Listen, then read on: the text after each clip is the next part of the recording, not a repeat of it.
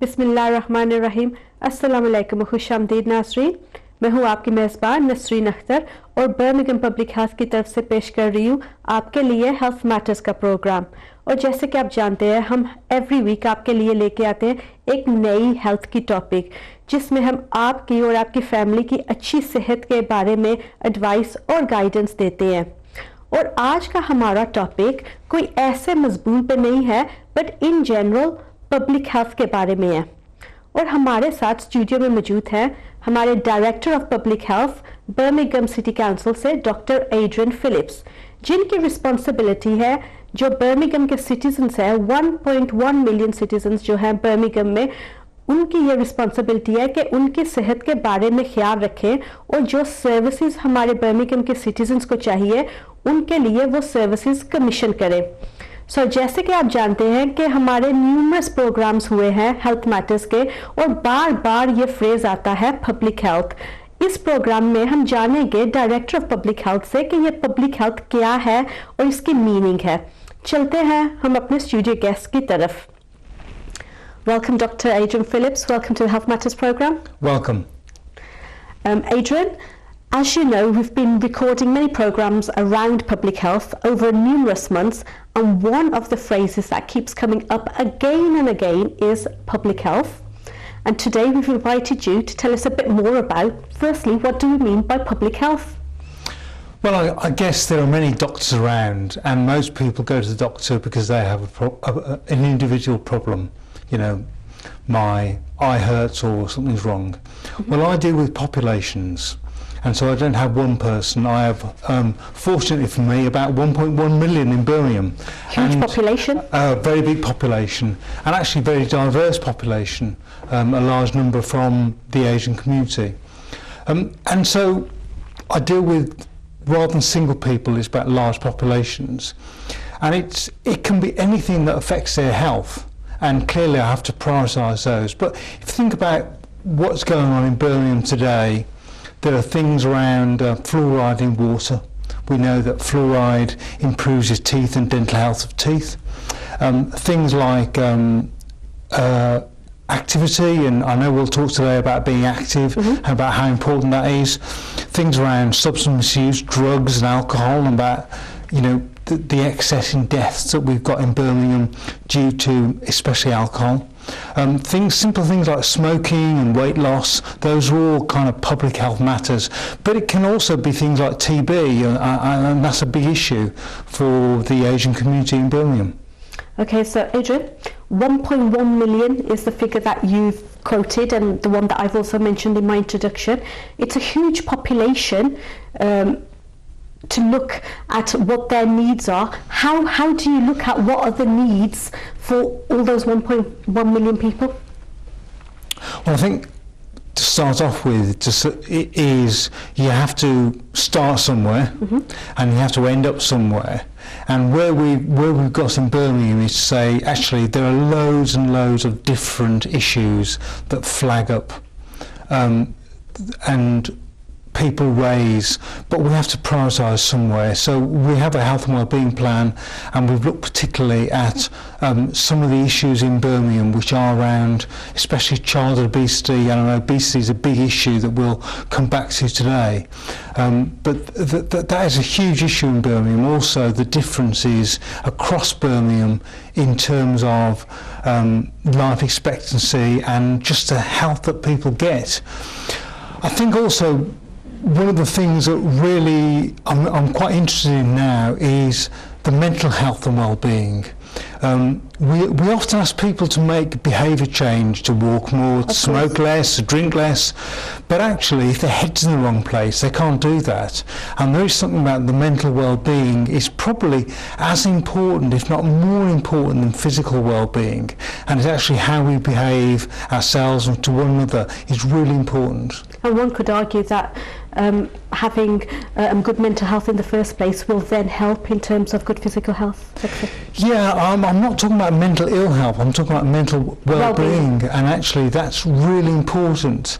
And if you don't have good mental well-being, then actually you can't think about being more active or eating differently or whatever, because actually you're in the wrong place and you just can't do it. Adrian, that's a huge portfolio that you've mentioned in terms of all those different areas. What exactly is your role? What is the role of the Director of Public Health, and what responsibilities come with your role? Well, firstly, I have a budget, so if nothing else is to make certain the budget is spent wisely, then the next question is actually what do you spend that money on? And it's to try and focus on getting the biggest health return for people in Birmingham. And I'll have to say it's public health, it's not health services, it's not going to your doctor or going to A&E or whatever. So it's prevention. It's about prevention, but it's also about getting people to be slightly better. So we can talk about falls, people fall over, they may have gone to casualty, but it's trying to help them so they don't fall again. So yes, it is prevention, but it's also about that long ball game. So a lot of our work currently is on child obesity, and that may not have an impact for 30-40 years, but it's a real issue for us in Birmingham. So my job at the current time is to try and prioritise what we do and also prioritise what we spend our money on. Adrian, working in Birmingham and for the people of Birmingham here, are the issues in Birmingham any different to any other town or city in the UK? Well, whether they're completely different to other places, I'm a little uncertain. I'd have to say we're reasonably unique, not only in the size, but also the diversity of the population. We have a very large number of Asian communities in Birmingham. Also, we are a very young population, so we are the youngest population in Western Europe. And I think that being young and being very diverse is really not just a challenge. I think it's actually something to celebrate, and it means there's a lot of problem, but there's also a lot of willingness and opportunity to do things that are very different to other places. If you look at, be it neighbouring places like Solihull or places like Tamworth, they're a lot older than we are, and they're very different populations. They could be white, they could have some different new migrant populations, etc. So I think we are very different and we're very diverse. In fact, people have talked about super diversity in Birmingham. And I think that is a cause of real celebration, because there's some real opportunities to do some different stuff here. But we also have to say that things that may happen in Eastbourne or Surrey won't work in Birmingham because we are different, and I think we need to understand that. Okay, let's talk about the super diversity aspect of it in Birmingham, the diversity. Is there any issues in terms of public health which are more specific to the South Asian community? A lot of our viewers are from the South Asian community. Is there anything in particular that affects them more? I think in terms of numbers, we're talking about coronary heart disease and diabetes are really big issues. I think there's a specific issue for me around tuberculosis or TB, because we know that is overrepresented in that particular community, and there are things that we can do that is treatable. I think, if nothing else, if I can get the message across that if you've got a cough for more than 3 weeks, you ought to get a chest x-ray, and I think that simple thing will get people to be a lot better if they've got TB, because TB is curable. It is. And my simple, the one simple message around TB is, if you've got a cough for more than 3 weeks, get a chest x-ray. Get a chest x-ray. Going in terms of large numbers, it's coronary heart disease and diabetes are the really big issues in the Asian community. Okay, let's talk about diabetes. Yeah. It is an issue that comes up again and again, and it is an issue that we've had mail from our viewers about as well. Can you tell us about why diabetes is such a big issue in the South Asian community here in Birmingham? Wow, that will be not just one episode, that will be a number of episodes to talk about what we think could be going on. I think the first thing is that there are two types of diabetes. There's type 1 and type 2. type 1 is often the insulin dependent, and it usually comes on out of the blue, and it's probably less than 10% of all diabetes. And probably, if I leave that to one side and talk about type 2, which is what we used to call maturity onset diabetes.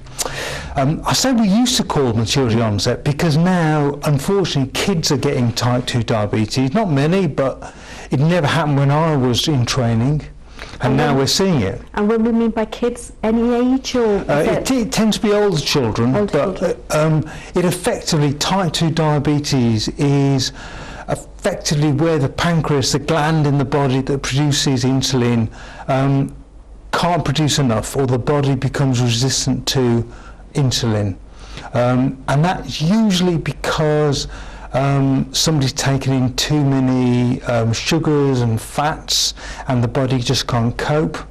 There may be something about the Western diet isn't what the Asian community for many generations has been used to. So maybe exposure into the Western diet is partly to blame for this epidemic, so I'll have to say it's an epidemic. That sounds very worrying, an epidemic in diabetes here in Birmingham.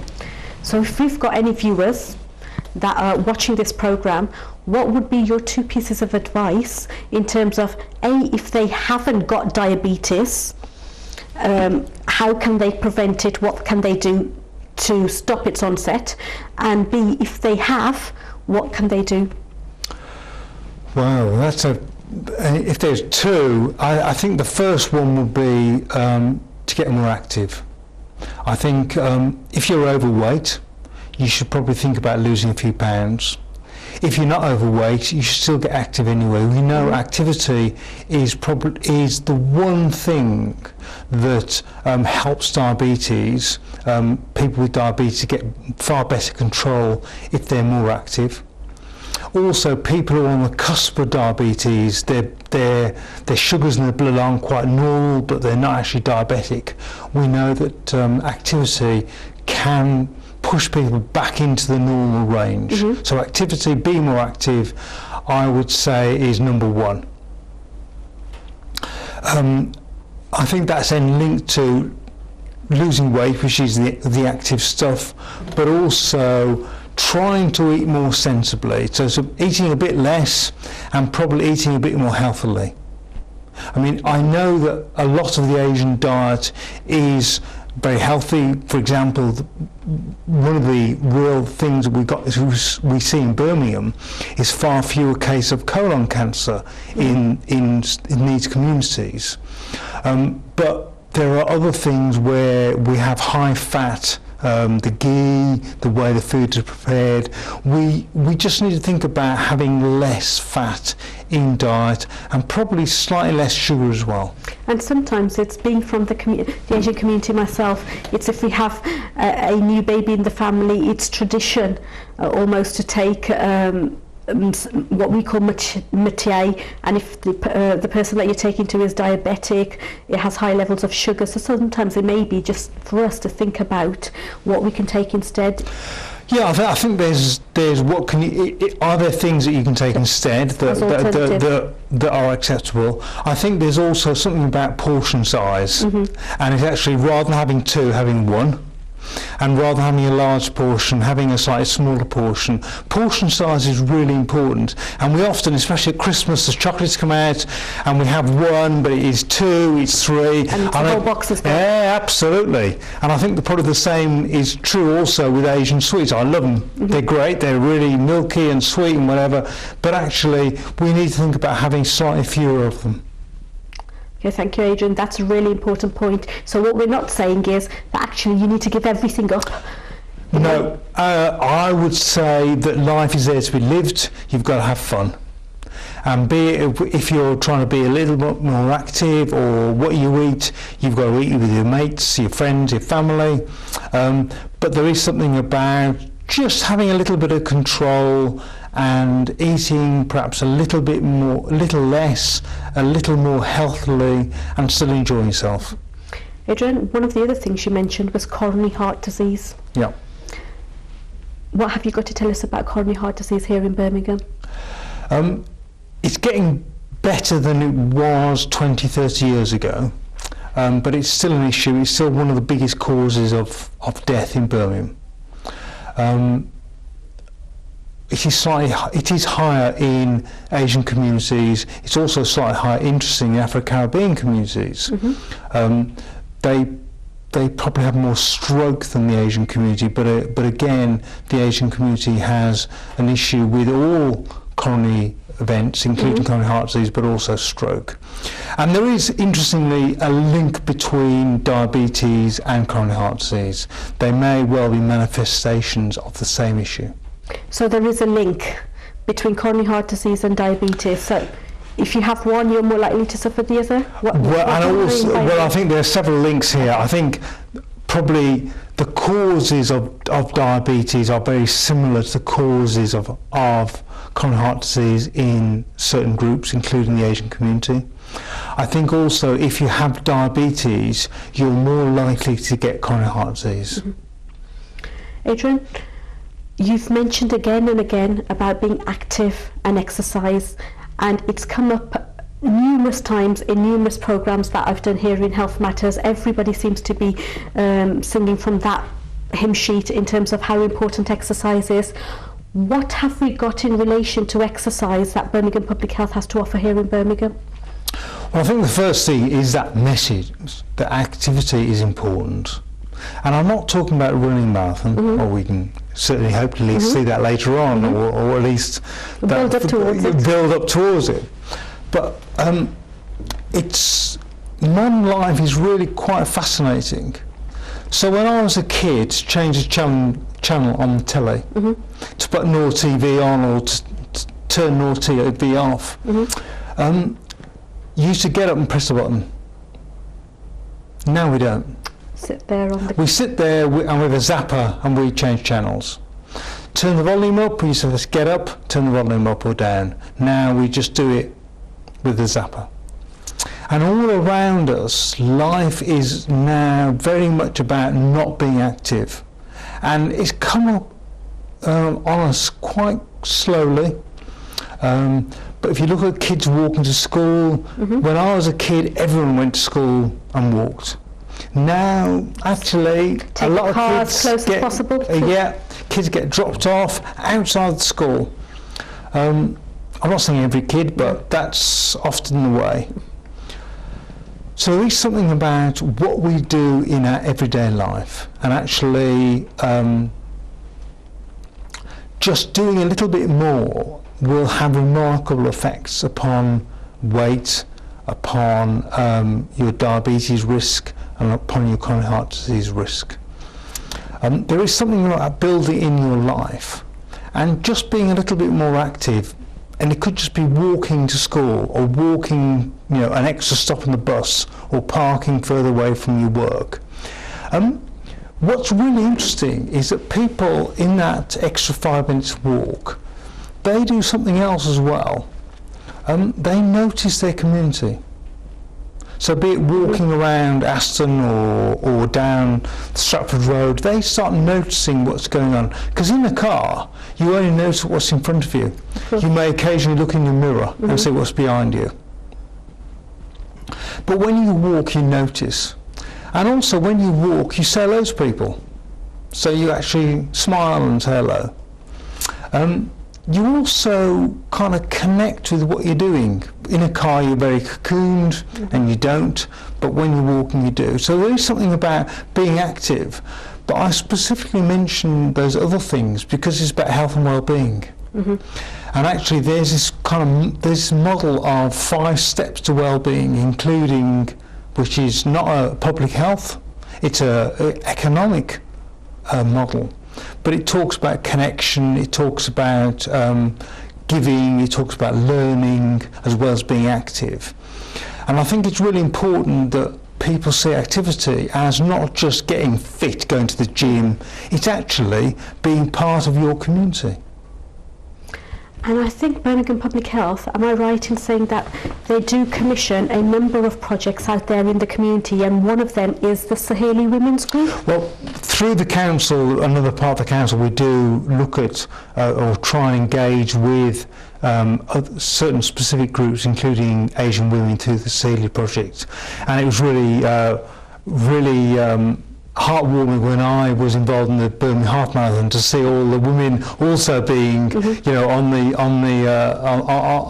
entrance to the marathon or half marathon, and that was really good. Yeah. And I think we've got a video here that we're going to go to, which shows your point in terms of some of the women started off by just taking those few steps and walking to school, and then they ended up in that 10 kilometres run. Yeah, and the first step is really important. It's not about running straight away, or it actually is just being a bit more active, and that could be one more bus stop, or it could be walking a little bit further. It doesn't have to be something great.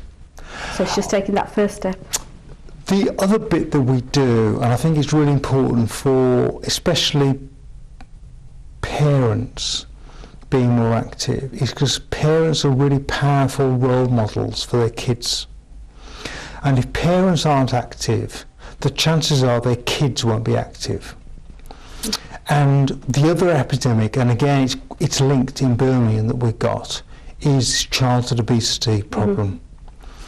And it's actually horrific, if not scandalous, that 1 in 4 kids aged 10 in Birmingham are clinically obese. That's not just a bit overweight. Right, it's clinically That's obese. clinically obese. And by clinically obese we mean? Their body mass index is over 35.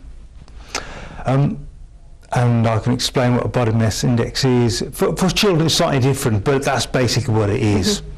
The problem for the Asian community is that for various reasons their babies tend to be a bit small, and that's because of where they come from over the last couple of hundred years. But we know from data in Birmingham that the acceleration between reception at school and year 6 is very fast. So whilst the number of Asian kids in reception year age 4 and 5 is about 10% or 9% clinically obese, it becomes 24-25% within 5 years. And that acceleration is really worrying, because Asian kids on the whole weren't born to be big. They may well be in 3 generations' time. If you go to, and I'll give an example. If you go to the Tower of London, you'll see all the armour of knights of years, of centuries gone by. And there are 2 types of armour. There's the knight armour, huge chap who got obviously very big. And there's their serf, who got tiny little armour because they've got a tiny little body, because all the food went to the knights and it didn't go to the serfs. So over a number of generations they were small because they got less food. If you think about it, in Pakistan and in India, historically a lot of the population didn't have a massive amount of food, so they were quite small. And it takes several generations for people to become bigger. So in Britain we are becoming bigger because we've got more food. In Japan, they can field a rugby team because over the last 20 years they've grown bigger. And we're seeing the same thing in the Asian community. They're getting bigger because they're getting more food. The worrying thing is if they get too much food, they flood the body with glucose and sugar, and also fats, and that's one of the reasons why they get so much diabetes. So this link between childhood obesity and diabetes and heart disease it's all the same story. But we don't want Asian kids. If they're small for a reason, and that's not a problem. No. Overfeeding kids isn't good news. No. Thank you, Adrian. And it's time for our break. नाज़रीन, चलते हैं हम एक छोटी सी commercial break की तरफ, and straight after the break we'll be back with Dr. Adrian Phillips and we'll continue our conversation around obesity. चलते हैं एक छोटी सी कमर्शियल ब्रेक की तरफ।